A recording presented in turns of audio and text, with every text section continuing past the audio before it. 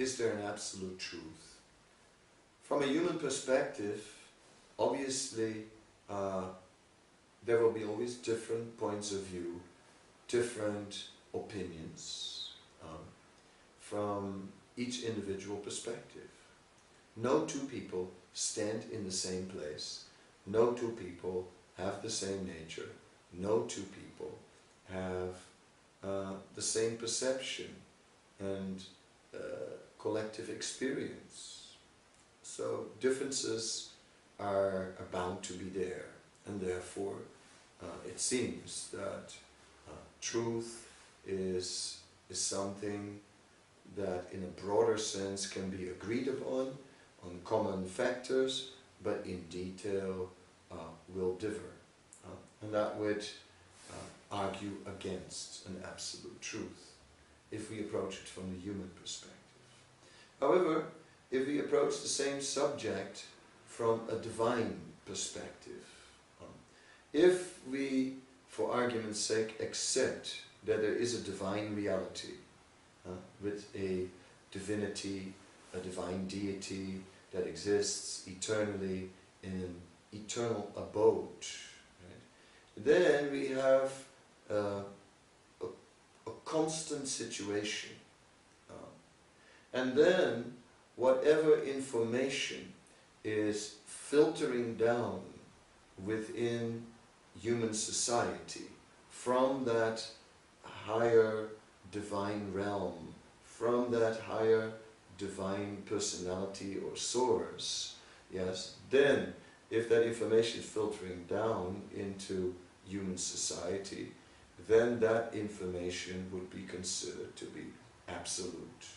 Now this is what we see, that generally, at least the main books of the world, such as the Bible, the Quran, the Bhagavad Gita, are all claiming to be revealed knowledge.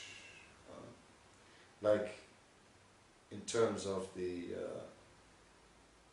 Islam, that is a big thing, right? The words of the Quran cannot be questioned. Right? The Quran is 100% divine. Yeah?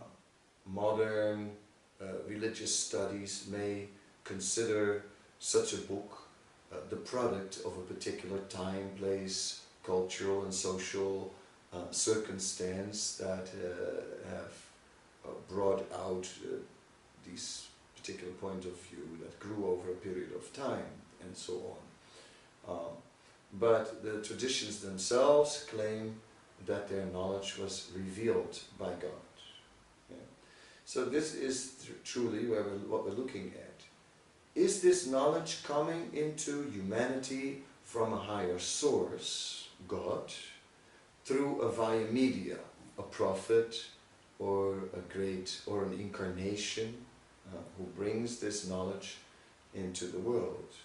So those are the kind of questions that deal with the topic, and those are the kind of points that are accepted by believers, that yes, indeed, knowledge has come into the world by an act of God. And why not so? Is God's role to only sit on a throne and to accept prayers of his devotees and send down some blessings, and for the rest he's not assigned any role at all? Is he passive? Or is God an active person? Is God an active agent who takes initiatives as he likes? The Old Testament sometimes shows a God that is acting within this world. Is God directly behind some of the events that are going on in this world? Did the tsunami have a divine origin, or is it just volcanic interactions and so on? Who can answer the question? It may be debated for a long time and may not be conclusively answered to the satisfaction of all parties. Just as the question is is the origin of all evolution, or is there intelligent design? Nowadays, both views are have quite a large support in common worldviews. If we speak of intelligent design as being behind the universe, then yes, then there is an absolute truth. If we speak in terms of evolution, then no, by no means, all is only relative. Therefore, the debate will go on. But, as the Vedic literatures state, phalena pariciyate, whatever philosophy you adhere to, judge it by the result.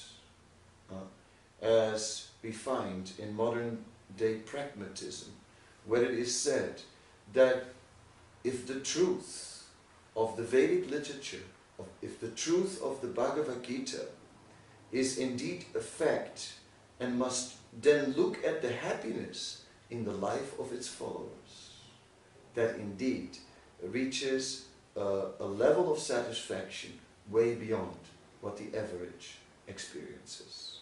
So, in this way, yes, we say the proof of the pudding is in the eating. So, in this way, one who follows the Bhagavad Gita or other religious texts will find that the quality of life and the quality of happiness will improve greatly. That speaks for an absolute truth. Hare Krishna.